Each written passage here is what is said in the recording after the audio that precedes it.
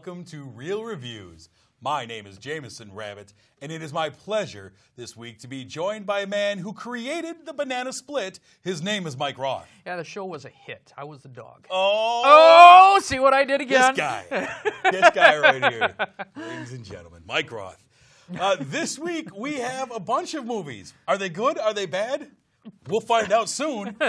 Let's get right into it, though. The first movie on the marquee, Michael, you have it.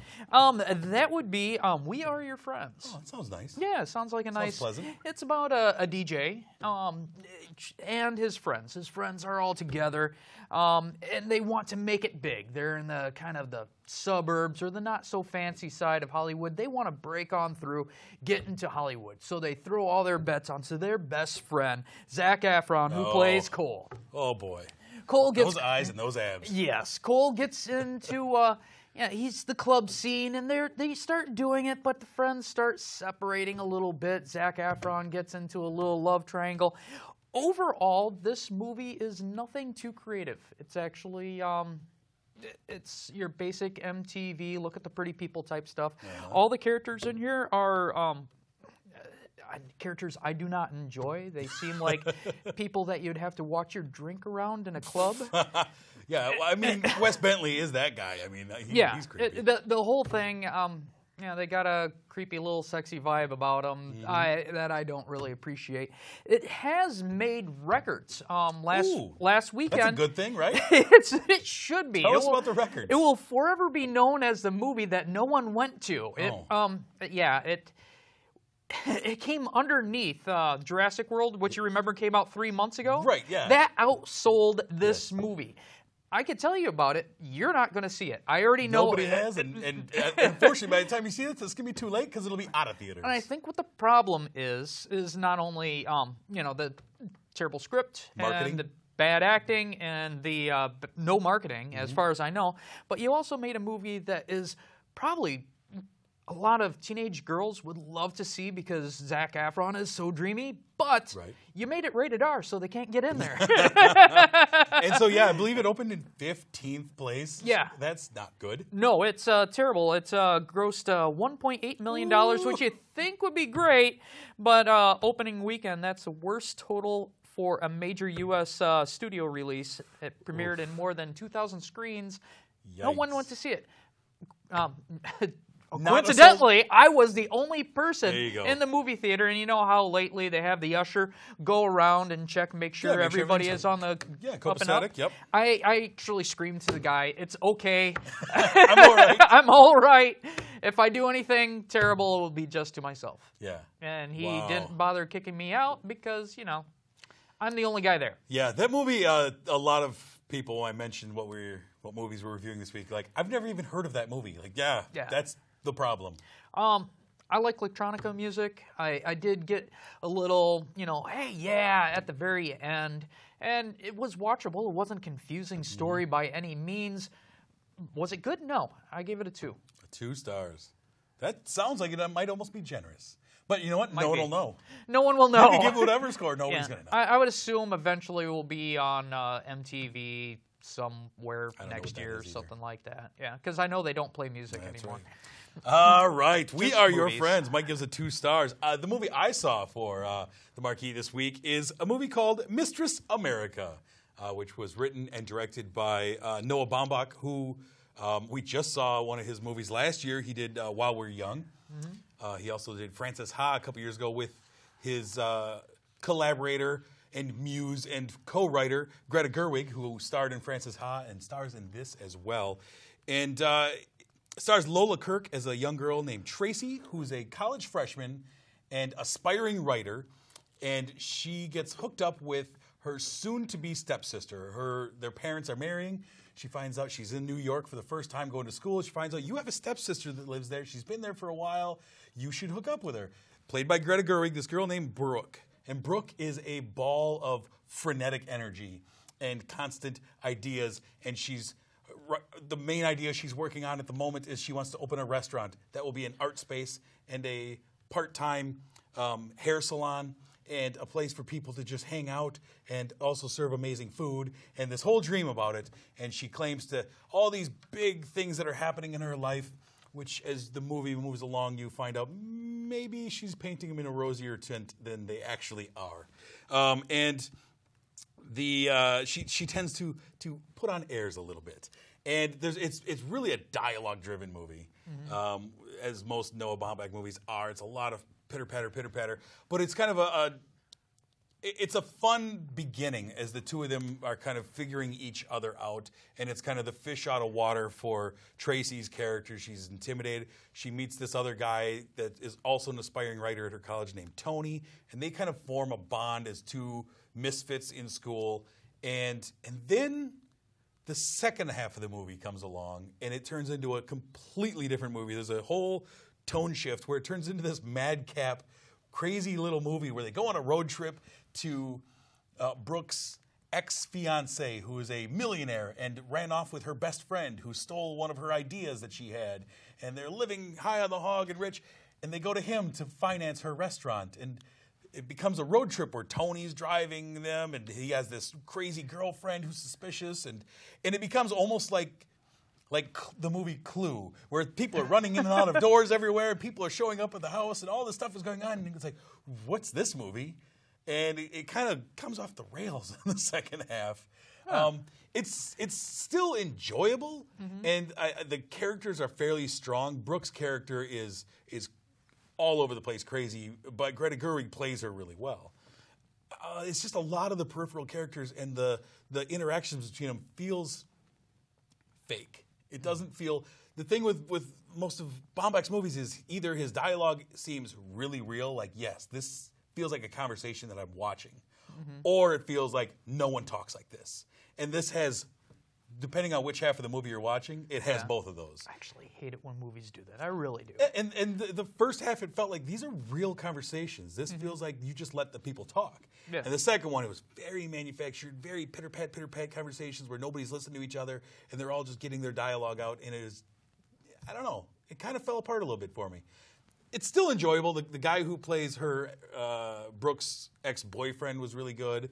And I like Tracy a lot. And so I think all in all, I gave it 3 stars. Okay. It's still an enjoyable movie. It's a fun little indie movie. It's not gonna destroy records or anything like that, but it's fun enough. It's fun enough. So Mistress America, I recommend. 3 stars. All right. Yes, sir. Sounds good. What do you have? Like Clue, did it have 3 different endings? No, it did not.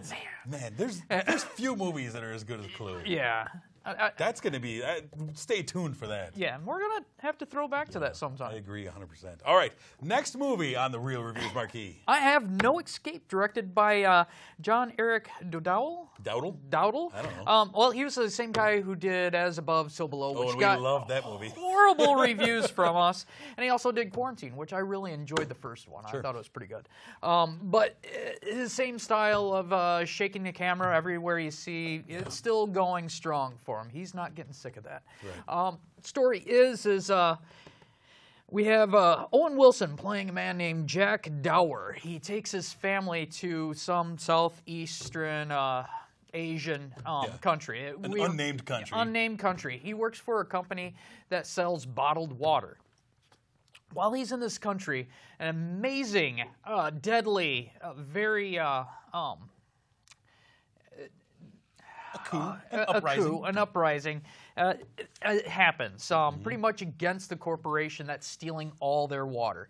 Right. They're chanting blood for water because they're going to kill every foreigner that they can find, including Luke Wilson. So he takes his family and he has to escape the hotel and ultimately try to get out of trouble, whether it's the embassy or going across the border. Because the title suggests there is no escape. Well, I can't tell you that. But what I did like about this is I was expecting Pierce Brosnan. Yes. To be we meet him right in the beginning. We meet him right in the beginning, but he's not the typical Pierce Brosnan type character. He plays a little bit more gritty. And he also disappears for a big portion of this movie. He has a very small role in this movie. Sometimes I complain about. This time, I actually enjoyed it. The movie concentrates on a real guy doing things that an action hero might do. But he is a real guy. So it's not, I know I can do this, I'm going to do this. There's a lot of fear. There's a lot of I don't have a choice. Yeah, we don't have a choice. We have to do this. We have to try to Throw survive. the baby off the roof. Throw the baby off the roof. I like this movie. I liked seeing a guy that was portraying a real person, trying to save his family and have a real fear behind it. Yeah.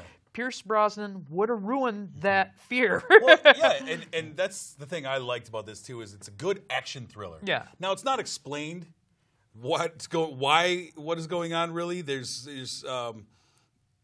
it just kind of starts. The uprising starts. We're not sure why. We're not sure where we are. We're not sure who these people are. Felt like a beginning of an Outbreak movie. And it's like all of a sudden stuff's going down and Yeah. it's run. And we meet Pierce Brosnan in the very beginning. He disappears for a huge chunk of the movie. And his role could be, if you watch this movie and you pulled him out of the movie doesn't change that much. Yeah. Very little, but he's a nice little spice to when he's in there. He's good. It's not overdone, but it's also, it doesn't draw away from the dynamic that is Owen Wilson, his wife Lake Bell, their family. It's just a regular family trying to survive. And the thing I like a lot is Lake Bell as his wife, who I enjoy her, plays a good, strong heroine. And she's not just a frail woman like, oh, save me, save me.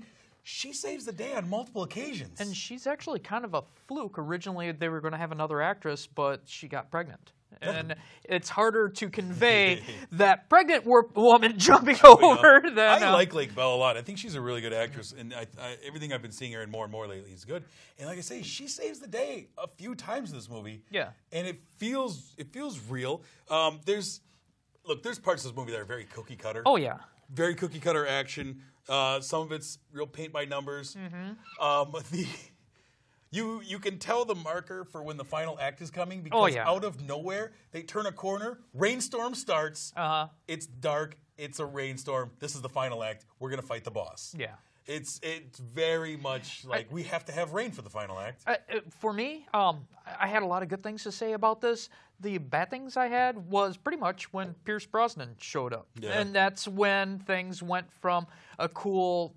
family surviving movie to the cookie cutter action movie. And also, like I said many times, just keep that camera steady. I'm glad that the Dowell, Sure.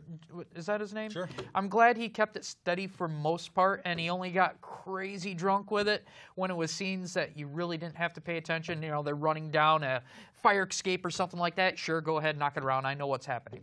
But please, come on. There was a point right towards the beginning, actually, when Owen Wilson is running, right when the uprising starts, and you're following him, and the camera's like this, and I'm going, can we just have a regularly shot movie for once? Yeah. An action movie where it just looks like a movie for once instead of me following along with somebody's camera.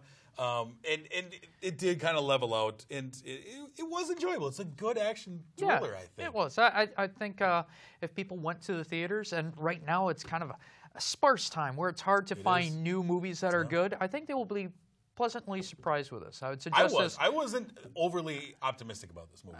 No. Looking at the cast, looking at the director, these pieces did not line up into something that I thought. And the genre, like, okay, this is going to be. We saw November Man with Pierce Brosnan that felt similar to this. The director, not a fan of mine. I'm not a fan of his, but I think all in all, it worked out pretty well. I gave it 3.5 stars. Yeah. I thought it was a fun, intense movie. There was some real intensity. There was some real emotion in the movie, and I like that. I have to agree. Not 3.5 agree, but I agree. It was a good movie. It's 3 stars in my book. There you go. Definitely see it over Hitman and all that other stuff that is coming out. Yeah, Just saying. I agree. It was a nice little surprise, that's for sure. The last movie we have on the marquee this week is War Room, which is written and directed by Alex Kendrick, and it stars Priscilla C. Shire as Elizabeth Jordan and T.C. Stallings as Tony Jordan. They are a married couple who he has no time for his family. He is a medical supply salesman. Pharmaceutical salesman, thank you. And he is on the road all the time. He's emotionally distant. He's physically distant. He's everything. And his wife is struggling with her feelings towards him, anger, resentment towards him. At one point, she's fairly certain he's cheating on her. And she meets this lady, Clara, this elderly lady who she is trying to sell her house. And Clara takes her in and shows her prayer room and shows her the power of prayer and how it can overcome. This movie's brought to you by Sherwood Pictures. And Sherwood Pictures, the director, Alex Kendrick, is a former pastor who decided to form a movie studio out of his church. And if you see the trailers, has had previous movies, Courageous, Fireproof, Facing the Giants, all these movies. And they all are faith-based movies. And they all suffer from a lot of the same ills, which is some ham-fisted dialogue, some stilted dialogue, some rough acting. Cookie-cutter dialogue, too. Yeah, a lot of it is. And I thought for this one, though, despite the stilted dialogue, despite the iffy acting choices that they had, I thought the message was good. I thought the message was strong of fight for your family. And that's what Elizabeth is doing. She wants to bail. She wants to shut it down when her husband has no time for her. He's cheating on her, she's pretty sure. Things are breaking bad. She wants to shut it down. Claire says no. Nothing like Breaking Bad. And she prays. She puts faith in her relationship. And I thought the message was good. The movies are always a bit rough as far as from this studio. They are a bit amateurish in that way. In their look and in their dialogue. But I think if you put it in context, much like you do with a mindless action movie, if you put this in context of where it's coming from and what it is, I think it's the best movie that this studio has done. Okay. Out of all of their faith-based movies that you get. They all have a very strong message. Yeah. And I thought this message was the most subtle that we've gotten from their movies. Okay. I do, and I think the message is the strongest. The transformational role that prayer plays, and to just fight for your family. That's kind of the message on our show this week. Well, I actually got a different feel from the movie altogether. Okay. There's a couple of messages that I did like. There was one where the don't judge. You know, that really, if you think about it, if you just kind of just concentrate on yourself and stop judging other people, you actually feel a lot better. There was a couple of messages of just how to actually make yourself feel better, and also putting a faith in a higher power, whether it's to be God or your family or your government or whatever. If you take that load off, that everything is your responsibility, and share that load with other people, again, you could be a happier person. But with those messages, this movie gave a big but. Like, it's bad to judge people unless we are judging you about not having Jesus in your heart or enough Jesus in your heart. Like I say, because there was a big but on that. You also have to look at where the movie's coming from, though. True, but I mean, it is a movie coming from a church. True, but this movie then all of a sudden makes itself not about faith. It becomes strictly about Christianity, and you could blame all the bad things in your life if you don't have Jesus or enough Jesus in your heart. It also kind of tells me, and I know you got a different message from it, is it's kind of your fault when bad things happen because all she had to do was pray. The reason why her husband didn't cheat on her was because she prayed hard enough. But when she turned to prayer, did she also not stop judging? She stopped reacting the way she had reacted before. And the real fight is over their child. Their daughter is there kind of as the pawn in the middle of them battling each other through the beginning of the movie. We start the movie, the relationship is already falling apart. Yeah. And she basically, through whatever means, through the prayer room, through belief, through whatever, she decides to invest back into her family and to invest in her relationship and to not continually battle and see her husband or whoever as the enemy. Because at one point, she's like, write the bad things about your husband. Fills 3 pages of things that are bad about my husband. Why are you seeing your husband as the enemy? You need to fix that. I looked at it as, instead of, like I said, the messages that I thought was good, if they played with that a little bit more, without this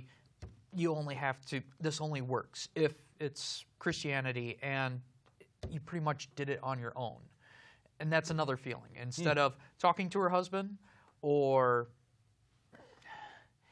everything was coincidental, almost magic. And I don't want to see magic out of a religious base. I think it actually kind of hurts the message. See, I disagree 100% on it. And I think that again, like I say, if you look at this movie in context of what it is, if you look at a Fast and the Furious movie, is it a good movie? No, they're not good movies. No. Are they fun movies?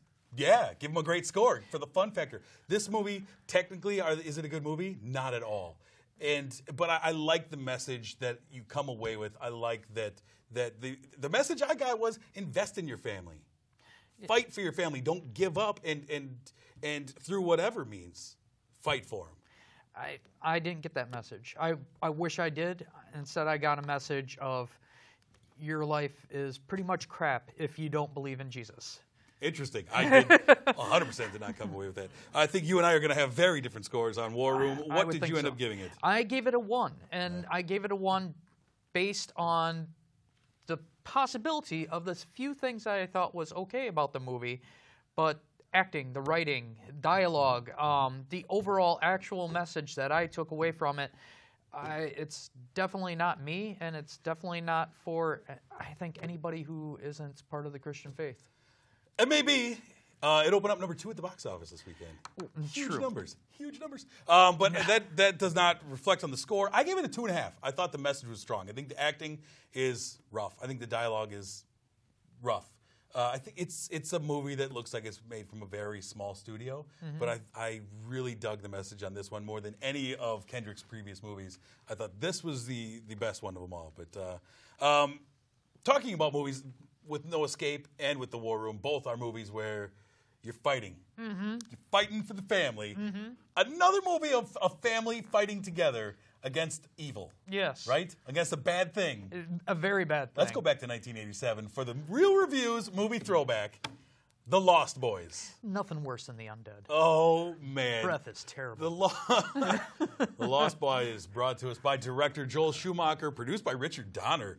A cast of who's who of 1987 great young actors. Oh, yeah. Jason Patric starring as Michael. You know his name is Michael because they say it like 700 times in this movie. I've had friends say... Michael. Corey Haim, Corey Feldman. This is the first movie starring the Coreys together. It would unite a franchise. You would never think they'd separate. They became super huge for like years. Yes. Kiefer Sutherland as the head vampire. You have Diane Wiest, Edward Herman, Jamie Gertz, Bernard Hughes, and the great Alex Winter from Bill and Ted in the future. And it is a movie about a group of vampires living in Santa Clara, and they want to convert you. Yes. They want to be your friend. You're one of us now, Michael. Oh, man. Lost Boys, man. Yeah, well, this was actually dripping of the style of the early 90s. No, this is 80s. This is late 80s. Incredible fashion and hairstyles. Yes. Alex Winter's hair. And music. Oh. You knew the saxophone was really popular. Because they meddled that saxophone out in a very musical scene. Watching this now, I love this movie. This was actually something that I was like, this is the movie that will beat out all movies for the rest of my life. I watch it now, and it's like, wow. Doesn't hold up for you? It does not hold up for me. The huge mullets, the dusters. Oh, it brings me back to my childhood so much. It brings me back to 10-year-old Jamison. Uh-huh. Oh, man. I watched this movie my early teenage years. This was a pretty regular staple. This is pretty great stuff. I was convinced Jason Patric was going to be the next huge star. He was the next Harrison Ford. But Kiefer Sutherland is just great in this. He's the charismatic cult leader, basically, and his interplay between him and Jason Patric is just great. The Coreys. Yeah, fun time. I thought Kiefer Sutherland, he was going to be the next huge thing that everybody. And he did have a little comeback with his 24, but that's a TV career, not a movie career. Yeah. You don't really see him. It's different. It's different. I know movie guys, they're going back down to TV and stuff, but The Lost Boys, man, I really dig it. I think does it hold up? It's very dated to its time. It's very dated. But I think that the story and the action and just the fun factor is huge in this movie. Did you see the other two movies? And I will loan them out to you. I have seen the second one. You did? Yes. Oh, okay. Oh, yeah. I saw the second one. Yeah. It's great. I like that Corey Feldman stuck with it. Yeah, he did. He's like, let's keep doing them. He was actually inspired from Sylvester Stallone. He was trying to do Rambo. They were like, hey, kid, we want you to act like Rambo, and that's where you got pretty much a start. Stop it, that's Corey pretty much what he Feldman. did his whole career. I want to be Rambo. Now I want to be Michael Jackson. Yeah, let's be a Rambo-Michael Jackson mix. Enough of that. But The Lost Boys is our Real Reviews movie throwback, 1987, and it's a good time. Go find it on DVD. See it for yourself. Decide what you think of The Lost Boys. Coming soon, sir.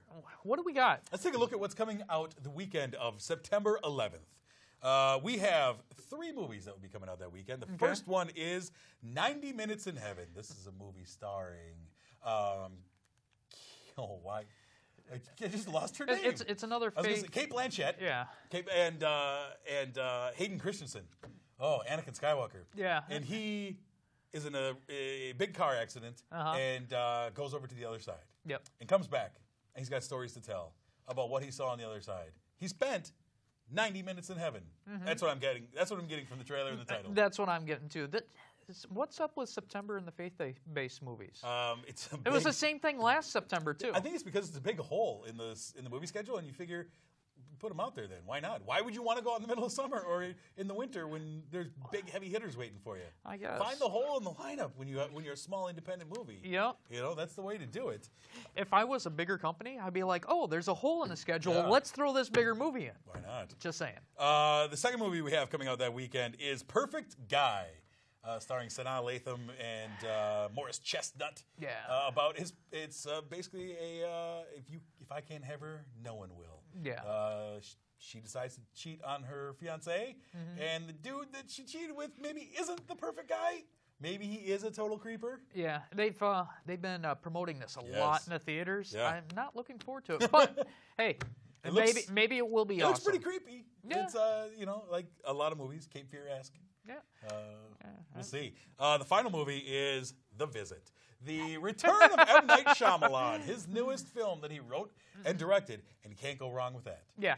I'm hoping the best. I really liked some of his movies, but he is a very hit it or extremely miss it kind of guy. Extremely miss it. Last Airbender, horrible. Lady in the Water? Yeah. The Happening? Oh, well, Marky Mark. No, you can't go wrong with him. You could have put Daniel Day-Lewis in that movie, and it still would have been a 1-star movie. True.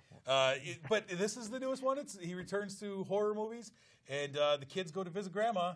Yeah. And Grandma and Grandpa, and maybe Nana and Papa aren't what we think they are. Yep. They might be possessed. But we know with all M. Night Shyamalan movies is I like the way you say the whole thing. It was almost like well, anyhow. Yes. But like all his movies, in the end, you'll always find out the movie wasn't what you thought never it happened. was. The movie actually didn't happen. No. It was all in the dream of an autistic child.